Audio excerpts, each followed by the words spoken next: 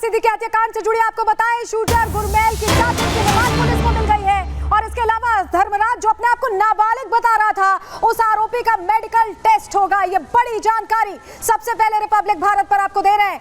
Custody 7 दिन की मिल गई है और पूछताछ होगी क्योंकि कई एंगल से जांच को आगे बढ़ाया जा रहा है। आरोपी गुरमेल सिंह की 7 दिन तक की रिमांड मिली है। वहीं आपको बताएं, धर्मराज जो खुद को बता रहा था नाबालिग, उसकी अब उम्र का पता लगाने के लिए मेडिकल टेस्ट किया जाना, ये निर्देश दे दिया गया है। चलिए आपको बता देते हैं कि अब क्योंकि कई नाम सामने आ चुके हैं, कई एंगल्स हैं इस पूरे मामले में, ऐसे में जांच का दायरा बढ़ गया है। कौन कौन सी एजेंसी जांच करी, चले जल्दी से जानकारी आपके सामने रख देते हैं। आपके लिए जानना जरूरी है, फॉरेंसिक टीम हर एक साक्ष्य को करीबी से खंगाल रही है। एनआईए का भी इन्वॉल्वमेंट है क्योंकि गैंगस्टर आ चुका है इस पूरे खेल में। महाराष्ट्र पुलिस पहले से ही जांच करी थी, दिल्ली पुलिस की स्पेशल सेल भी अब पूरे मामले की तहकीकात कर रही है। वहीं उत्तर प्रदेश पुलिस भी अब इसमें आ गई है क्योंकि बहराइच से रहने वाले बताए जा रहे हैं जो 2 शूटर्स हैं। हरियाणा पुलिस का भी इन्वॉल्वमेंट है क्योंकि कैथल का रहने वाला है गुरमेल सिंह। ऐसे में जांच हरियाणा पुलिस भी करती दिखाई दे रही है। आपको ये भी बताएं कि एजेंसी जांच तो कर रही है, लेकिन जब हम कह रहे हैं कि बाबा सिद्दीकी निशाने पर थे, लेकिन आखिर क्यों बाबा सिद्दीकी निशाने पर थे? उनकी बहुत अच्छी पहचान थी, राजनीतिक हस्ती थे, इसके अलावा बॉलीवुड के लोगों से भी उनकी बहुत अच्छी बातचीत थी। तो ऐसा क्या हुआ कि बाबा सिद्दीकी को जानबूझकर टारगेट किया गया, रेकी की जा रही थी, तैयारी की जा रही थी? किसने आखिर टिप दी थी, किसने वो सुपारी दी थी कॉन्ट्रैक्चुअल किलिंग की? ये सवाल बना हुआ है, उसका जवाब हम आपको देने जा रहे हैं क्योंकि आपको बताएं, महाराष्ट्र के जो बड़े नेता हैं उनमें गिनती होती थी बाबा सिद्दीकी की।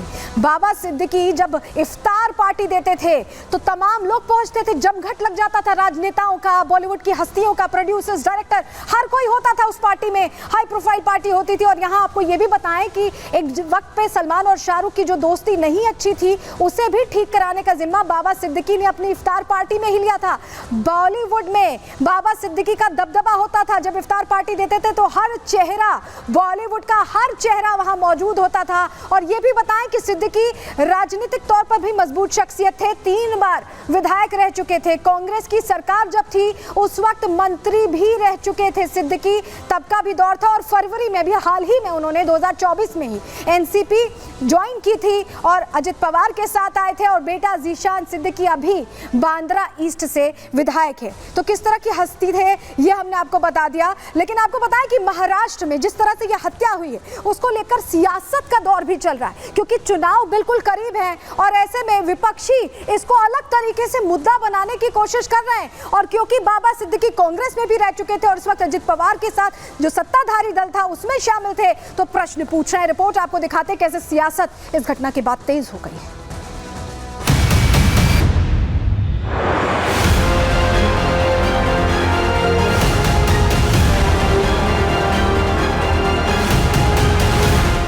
महाराष्ट्र चुनाव से ठीक पहले सत्ता पक्ष के बड़े नेता सिद्दीकी की हत्या से सियासी पारा हाई है। विपक्ष को इस वारदात के बाद बैठे बिठाए एक मुद्दा मिल गया है। विपक्ष इस वारदात को लेकर सरकार की नाकामियां गिना रहा है, लेकिन महाराष्ट्र के सीएम एकनाथ शिंदे और डिप्टी सीएम देवेंद्र फडणवीस ने साफ कर दिया है कि इस मामले में सख्त कार्रवाई होगी। बाबा सिद्दीकी, इन पर जानलेवा हमला हुआ था, दुर्भाग्य से उनमें उनकी मृत्यु हुई है। ये बहुत ही दुर्भाग्यपूर्ण घटना है, दुखद घटना है और इसमें 2 आरोपी अरेस्ट है, ऐसा पुलिस कमिश्नर भंसालकर जी ने मुझे कहा है। और एक आरोपी फरार है। ये दोनों, एक हरियाणा और उत्तर प्रदेश का है। तीसरा आरोपी की जो फरार है उसको पकडणे के लिए पूरी पुलिस की टीम, क्राइम ब्रांच काम कर रही है। त्यांचं इन्व्हेस्टिगेशन चाललेलं आहे। काही धागेदोरे त्यातले मिळत आहेत, काही अँगल्सही त्याच्यामध्ये लक्षात येत आहेत। मी एवढंच सांगतो की काही अँगल्स लक्षात येत आहेत, त्यावर आता चौकशी चाललेली आहे। त्यापैकी मूळ चौकशीला अफेक्ट होणार नाही अशा प्रकारची जेवढी माहिती देण्यासारखी असेल। बाबा सिद्दीकी भले ही अभी एनसीपी अजित पवार गुट के साथ थे, लेकिन इससे पहले वो लंबे समय तक कांग्रेस में रहे। सत्ता पक्ष और विपक्ष दोनों तरफ के नेताओं से सिद्दीकी के अच्छे तालमेल थे। यही वजह है कि विपक्ष इस मुद्दे को लेकर हमलावर दिखा। तो ये दुर्दैवी घटना है। महाराष्ट्र की जो सरकार है, सरकार की जो नीयत है गुनहगारों को सपोर्ट करने की, उसी के परिणाम है कि महाराष्ट्र में इस तरह की घटनाएं होते जा रही है। महाराष्ट्र में छोटी बच्चियां भी सुरक्षित नहीं है, महिला सुरक्षित नहीं है, आम आदमी सुरक्षित नहीं है। तो बाबा सिद्दीकी जैसे एक राजनेता भी वहाँ पे सुरक्षित नहीं है, वो आज स्पष्ट हो चुका है। आज आपको मैं बताता हूँ कि कई नेताओं ने इनके रिजाइन मांगा है, मुख्यमंत्री और गृह मंत्री का, लेकिन ये रिजाइन देंगे नहीं। इनकी कुर्सी महाराष्ट्र की जनता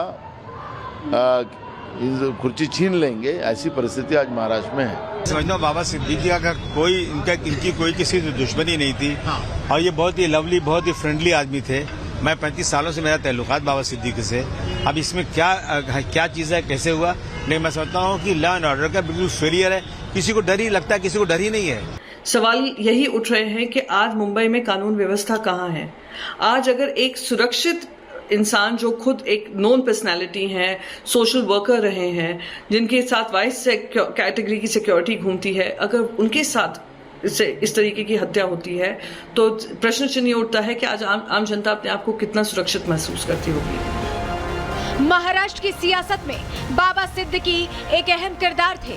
ऐसे में जाहिर है उनकी हत्या का असर विधानसभा चुनावों पर भी पड़ सकता है। यही वजह है कि सियासी दल अपने अपने हिसाब से इस वारदात पर सवाल खड़े कर रहे हैं। लेकिन देखने वाली बात ये होगी कि विधानसभा चुनाव तक सरकार इस मुद्दे को कैसे संभालती है। Bureau report, Republic Bharat. और हमारे साथ हमारे सहयोगी जतिन जुड़ रहे हैं, उनका रुख कर लेते हैं। जतिन, आपसे सवाल जीशान अख्तर को लेकर है। उसकी पहचान सामने आ गई है, बताया जा रहा है कई और केसेस भी दर्ज हैं। कैसे खुलासा हुआ है, क्या कुछ और अपडेट है इसको लेकर? आज बिल्कुल देखिए, जीशान अख्तर को लेकर जो जानकारी मिल रही है कि 7 जून को ही वो पटियाला जेल से बाहर निकला था। और जिस तरीके से हम सुबह से ही बता रहे हैं कि कैसे शूटर्स की मुलाकात एक तरीके से लॉरेंस के गिरोह से हुई थी पंजाब की एक जेल में, तो पटियाला जेल इसमें स्टैब्लिश हो जाती है। और 7 तारीख को जब जीशान अख्तर बाहर निकलता है और उससे पहले इन शूटर्स की मुलाकात जीशान अख्तर से हुई है। वो चौथा शख्स जीशान अख्तर ही है जो कि लगातार डायरेक्शंस दे रहा था कि किस तरीके से बाबा सिद्दीकी की रैकी करनी है, किस तरीके से बाबा सिद्दीकी पर फायरिंग करना है और उसका सही टाइम क्या होगा। आप इस पूरी क्रोनोलॉजी को समझेंगे कि दशहरे का समय था, जिस जगह पर ये पूरा इंसिडेंट हुआ वहां पर दुर्गा पूजा की जा रही थी, पटाखे जलाए जा रहे थे। शूटर्स की मंशा ये थी कि पटाखों के बीच में बाबा सिद्दीकी पर फायरिंग करना और उसके बाद वहां से फरार हो जाना। और आज कोर्ट में जब मुंबई क्राइम ब्रांच अपनी दलीलें दे रही थी, उन्होंने 2 बड़ी बातें की। एक कि इस अभी तक की जांच में एस्टैब्लिश हुआ है कि इंटरनेशनल कॉन्स्पिरेसी है, तो ये बात बिल्कुल क्लियर है कि विदेश से बैठे लोगों ने इस पूरी हत्या को अंजाम दिया, जिसके सबूत मिले। और यही कारण है कि शूटर्स की कस्टडी चाहिए और 21 अक्टूबर तक बिल्कुल कस्टडी चाहिए। और इसको लेकर सवाल यह खड़ा हो रहा है कि धर्मराज जो खुद को नाबालिग बता रहा है, उसकी जांच के आदेश दे दिए गए कि उसकी उम्र की जांच हो पाए। हमारे साथ मोहम्मद आमिर हमारे सहयोगी जुड़ रहे हैं, उनका रुख कर लेते हैं। आमिर, जिस तरह से पूरा मामला सामने आया, कहा जा रहा है धर्मराज खुद को नाबालिग बता रहा है, क्या कहना है उनके पिता का? आपने बात की है, जरा बताइए उम्र क्या है धर्मराज की? कि आपको बता दें, कैसरगंज के गंडारा गांव है जहां पर ये धर्मराज का पीछे हमारे घर है। उनके पिताजी भी यहाँ मौजूद है। उनका कहना है कि हमारा बेटा नाबालिग है, जिसकी उम्र 18 और 19 साल बताई जा रही है। यही वो देख सकते हैं कि धर्मराज का घर है, ये पिताजी है। यहाँ पे काफी संख्या में इनके माता भी है, परिवार के लोग भी हैं। आप ये देख सकते हैं बैठे इनके पिताजी हैं, इनसे बात कर सकते हैं। आइए इनके पिताजी से बात करना चाह रहे हैं। इनके पिताजी भी बता रहे हैं कि हमारा बेटा नाबालिग है और जो कि पूना में काम करने के लिए वो गया हुआ था। कैसे वो बॉम्बई पहुंच गया, इसका कोई भी परिवार का इनका कहना कि मतलब है कि नहीं हमको पता है। लेकिन यहाँ के परिवार का इनका कहना है कि कबाड़ी का काम करते थे और कबाड़ी के काम के लिए यहाँ से पूना गए हुए थे। जी, जो आप बता रहे हैं उनके पिता भी यानी यही कह रहे हैं कि नाबालिग है। तो अब ये पूरा मामला जांच के दायरे में है और मेडिकल टेस्ट होगा, उसके बाद पूरे मामले पर खुलासा हो पाएगा। बहुत शुक्रिया आमिर आपका जुड़ने के लिए, और जतिन आपका भी बहुत शुक्रिया जुड़ने के लिए। और